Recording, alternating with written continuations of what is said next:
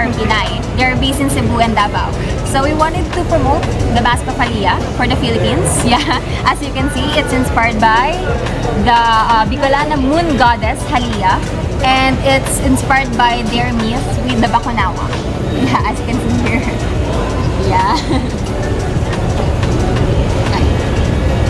So the story would probably be like a long story or a short story, just like the Trece series, no? Actually, this will have like an arc. Each story arc, it will comprise of three issues of comic books. For this year, they're planning on releasing at least 3 issues.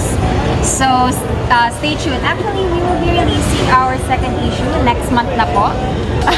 And if ever you're interested in pre-ordering the issue 2, please feel free to reach out to our Facebook page. But for our first issue, you can already reach out to us. And if ever you're here in Iloilo, you can already go here in Komiket Iloilo and you can buy our copy. What is the website? Our website is just And then the Facebook. www.kwentocomics.com. Yun lang po. Okay, thank you very much.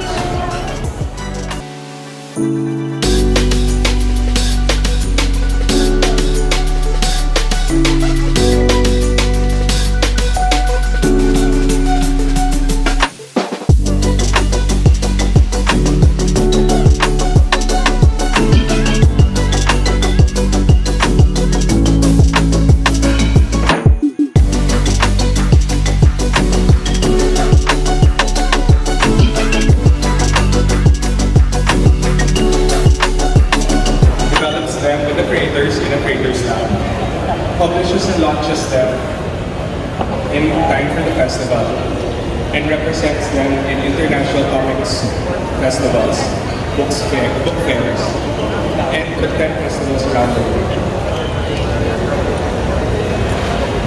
So thank you everyone for being the first Komiket Iloilo exhibitors.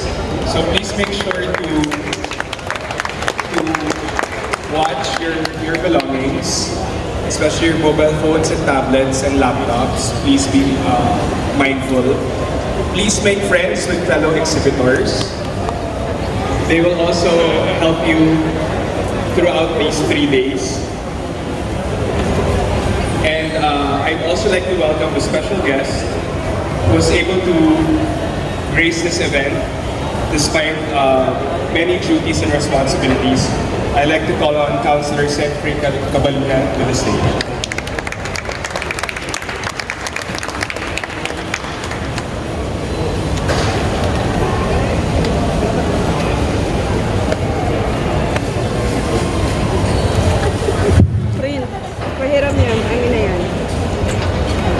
Good morning, everyone. Good morning to the Komiket organization and to the community. No? Welcome for those who are our friends from other parts of the country, especially from Manila. People are our friends also from all over the Visayas. Welcome to Iloilo City, and we welcome you and your work, or your artworks, your products here. Here in Iloilo City, we value our arts, we value our culture, we value our traditions.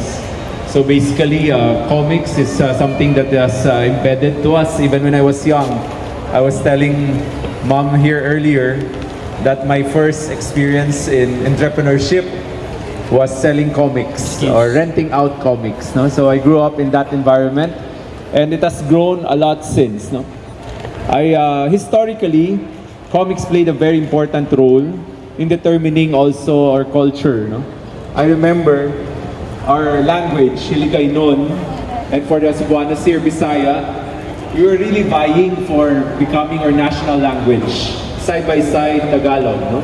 And of course now we know it's Tagalog which became the national language, but it has welcomed also other languages within our country. But when we were vying for that, one of the reasons why Tagalog really prevailed was because of comics. No? Because of comics, they sent it all over the country, and people from the regions became familiarized with Tagalog. So that was really one of the motivations. No? Historically, it was comics that allowed people to accept Tagalog as the foundation of our national language. So you see what we are doing here.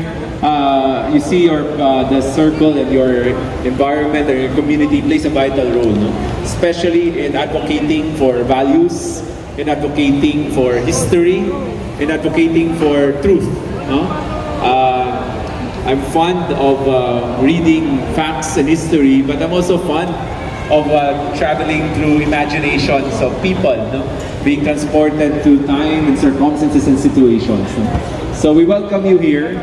We understand how valuable is the creative industry, which is an industry that is underappreciated but has gone a lot. No? For our visitors here in Iloilo City, you might want to find the time to move around the city of Iloilo. In recent years, probably since the pandemic, we have really made sure that our artist community have a place in our community, especially even in our infrastructures. So you will see artworks in walls, in bridges, no? In our road system. No? That's something which our leadership, through Mayor Jerry Treñas and the whole city's government has really ensured, no? That we have a place for artists, both visual, music, and other forms. No? So I welcome you and I congratulate you and hope you keep coming back. No? And we're looking forward to more Ilonggo artists joining your ranks. No? I've met some of them there. No? In fact, I asked them to visit my office soon, no? So that we can also engage with them in many programs in the community. So rest assured, no? You will always have a place here in the City of Love, because we love not only our community but also our artists. No? So welcome to Iloilo City and congratulations to your exhibit here. We already have 3. This one is a Philippine history-based card game. This one naman is an investigation card game. Tapos ito, fast-paced elimination card game siya. Like the old game of Laguna. Yeah. Parang magic cards? Parang magic cards pero hindi ganun ka-complicated.